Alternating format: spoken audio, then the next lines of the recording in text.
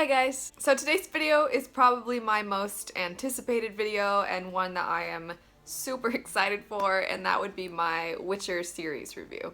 As a disclaimer, even though I'll be talking about the series as a whole, I won't be revealing any important plot points, so for those of you that are worried about being spoiled, I promise I won't be spoiling anything. That being said, I, like a lot of Americans, was exposed to the Witcher series because of the video game, which for those of you that don't know, the Wild Hunt, the events in that game, are supposed to be an interpretation of what would happen after the series. They're not actually a direct correlation to the events in the books. Because of the setup of the games are constantly referencing events that happen in the books, and if you guys have played the video games first, you're probably like me thinking, this game is so dark and so grim and so good, the books have to be good. I was super excited then when I picked up the books because CD Projekt Red did an amazing job replicating the tone of the books of the whole series, but I always tell people that because the books were originally written in Polish and have since been translated, they are very different from, I think, what a lot of people are used to in American fantasy. I will get into more detail about these writing style differences and things like that,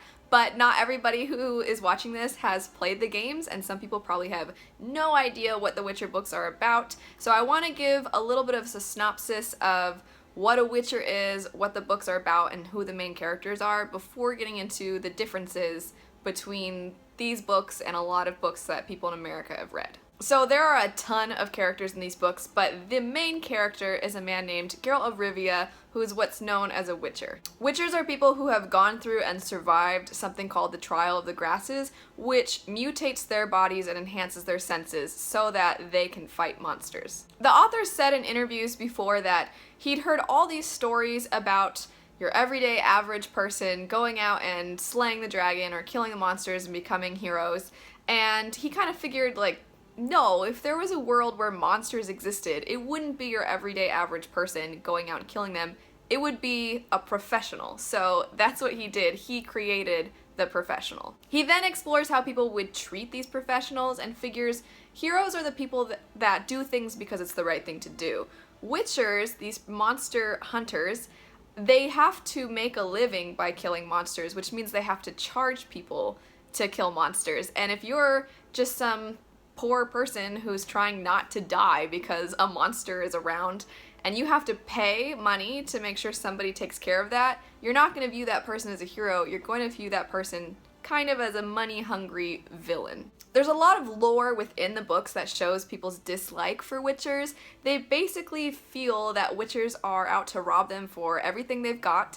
They think that the mutations that they went through have stripped them of any human emotions, and they think that Witchers are essentially monsters themselves. These dislikes and these prejudices, I would say, are actually explored more in the books than Geralt actually fighting monsters. He does fight monsters in the books, especially in the first few, but the themes of people disliking him because he's a Witcher are shown a lot more than just straight fighting. There are a significant amount more characters in the books besides just Geralt, but the three main notable ones that I would say are important in Geralt's life and the story would be Ciri, Yennefer, and Dandelion. Ciri, in a lot of ways, is just as much the main character as Geralt. She first shows up in the second set of short stories called Sword of Destiny, and she is the granddaughter of Queen Calanth of Cintra. Even though Ciri is a princess and Geralt, because of what he does, isn't necessarily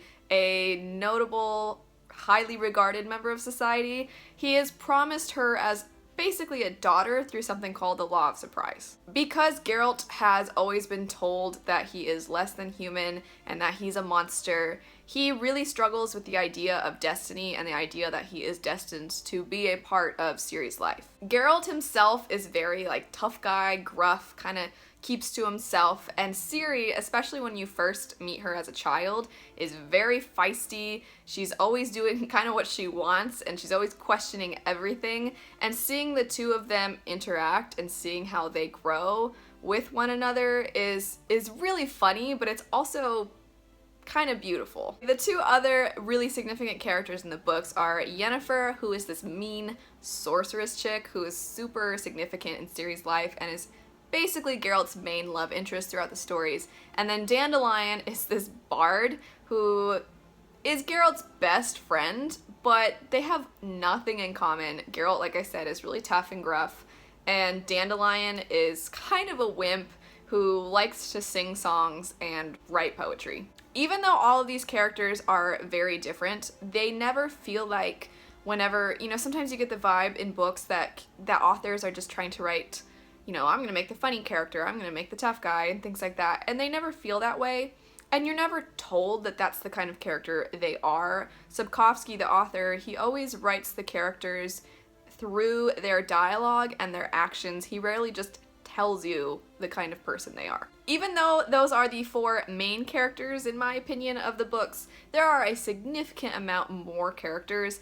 And I would say that that's one of the reasons what I said earlier about the books being quite different from a lot of American books. Don't get me wrong, there are a lot of books out there with a ton of characters, but the Witcher books don't just have a lot of characters, they have a lot of point of views. It's definitely a writing element that has a double-edged sword to it, because a lot of times as readers we kind of just want to focus on the main characters and the characters that we like the most, but at the same time, those kinds of differing perspectives allow you to see the entirety of the world. It allows you to have an idea of what's to come next and to anticipate the kinds of things that are going to go wrong for our heroes, but sometimes you just want to get to the next part.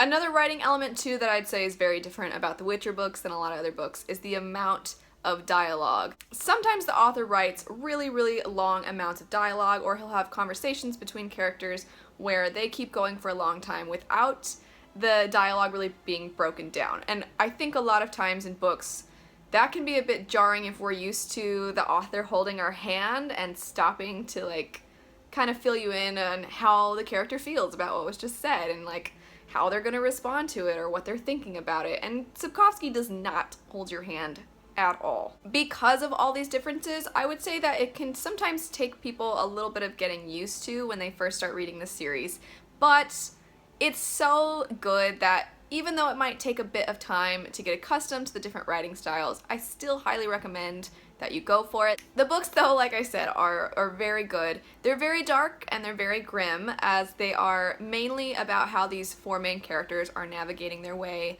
through a land that's been ravaged by war, but they hit at a lot of emotions and a lot of themes that we have and see all the time. It's a story about people. It's a story about people's struggles and their relationships. It's just told in a fantastical setting and through the eyes of a princess, a sorceress, a bard, and a monster hunter. Anyway, there you go guys, there is finally my non-spoiler series review for the Witcher books. I'm not gonna lie, it was really, really hard to talk about these books without giving you guys spoilers, but I wanted to give you an idea of the kind of books they are and the kinds of things that you see and are highlighted throughout them without ruining it for people that have never read the books or never heard about them before, and without giving away too much to those of you that already know stuff because you've played the games. That being said, if you guys want to chat about the games or about the books or about anything that I've said, if you have questions about anything to do with Witcher, please feel free to leave comments in the comment section down below. Anyway, that's it though guys. If you liked the video, don't forget to like, comment, and subscribe. Click the little bell icon so you get notified when I post new videos. And for those of you that want to see more Witcher video stuff, where you have questions about some stuff, I do have an entire playlist dedicated to Witcher now, so I'll link that right over here. Thanks so much for watching, and I'll see you guys later. Bye.